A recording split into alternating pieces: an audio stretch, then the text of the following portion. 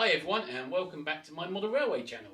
Now in this video we are going to take a look at underlay and track plans. So let's get on with the video.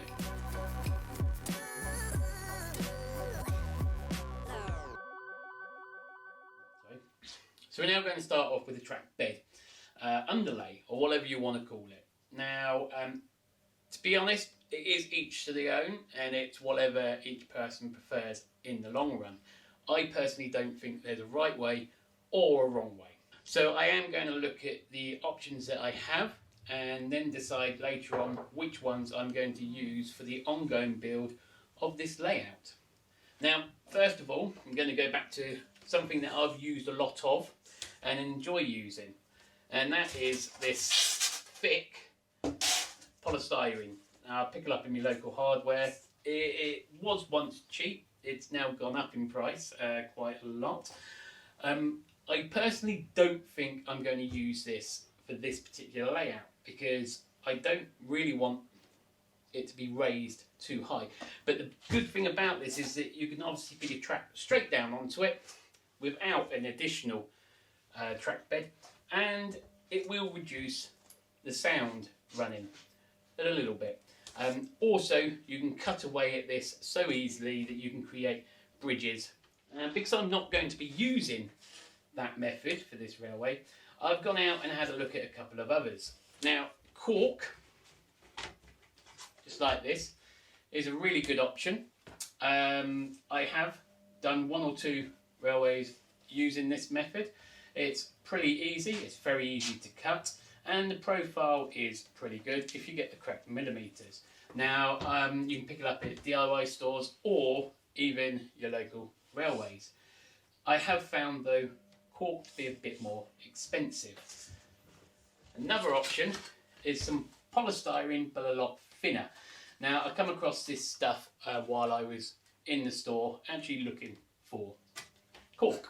And this is 3mm thick, it is polystyrene and it's cheap. Okay, a big packet of this stuff here, oh, massive, has 8 sheets, 3mm each, and it's about £11 at the time of the recording of this video. Another option I have is this Model Railway Woodland Scenics foam stuff. Now this is brilliant, it's absolutely fantastic. It's workable. I've used this on N-gauge, as you can see here, this is an N-gauge one.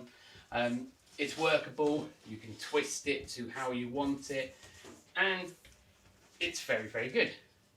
But it's expensive. Once again, it's that part of the video that I am going to ask if you would smash that like button and even subscribe if you are new here. It really does help me and the channel to grow, and hopefully you're enjoying the new content I'm putting out. So it does come down to the two main options I have. I have a lot of this cork stuff in the shed ready to cut up and use, and I've gone and brought this stuff that could possibly be used. For me, not necessarily getting rid of the deadening of sound, because you know you can reduce sound, but adding the ballast and other stuff and this, that and another, you're still going to get a slight rumble of trains. But you know, for me, that's not the end of the world. It's about the profile, whether, you know, a nice shoulder on your track. That's going to be my purpose of using this stuff. There is the final option of actually not using it at all and going straight onto the baseboard and going from there. That's also a very good option for myself and this layout. Anyway guys, I know it is my railway and it's entirely up to me, but I'd love to hear your thoughts on underlay and track beds. Let us know in the comments down below. And the second part of this video, we're going to have a look at the two track plans that I've come up with for this layout. I'm a little bit indecisive on which one I want to go for. So once again, I know it's my railway and I'll probably lean towards one rather than the other, but I'd love to hear your ideas. So let's jump onto the computer and I'm going to bring the track plan up and have a quick chat over it. So here we have track plan number 1. This sort of thing, I'm going to have a small station up in the left hand corner just here with one track that will shuttle backwards and forwards into a hidden area, as you can see here.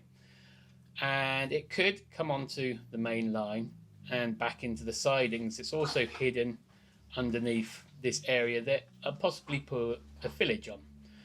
And we can have another station line bit just here in front of the station.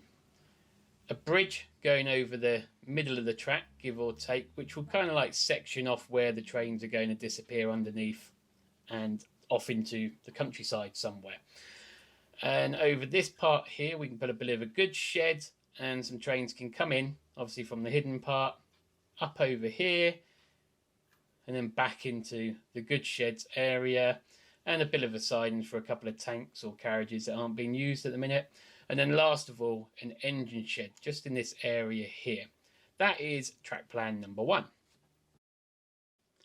Now here is track plan number 2, and personally I think this is my favourite one.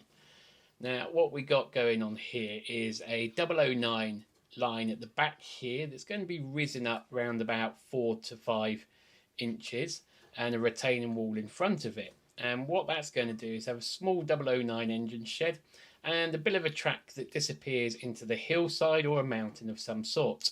And it will be on a shuttle, I'm hoping to put it on, so that it keeps coming backwards and forwards and disappearing for a bit and then coming back into a coal dropper.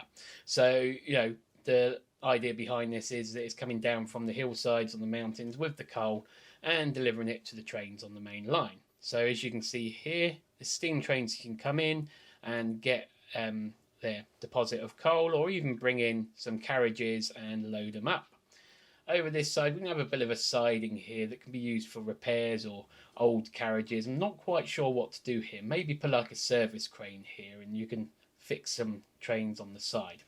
Not sure yet. Also have the engine shed just down in here for 3 engine line with a bit of a diesel, because obviously if I've got diesels and steamies, they can both fill up, obviously here and here, and 3 lines into the engine shed. I think I've already said that. Anyway, also have the station just here with a return loop, so the trains can come in at the station, do the return loop, pick up their carriages, and off they go again.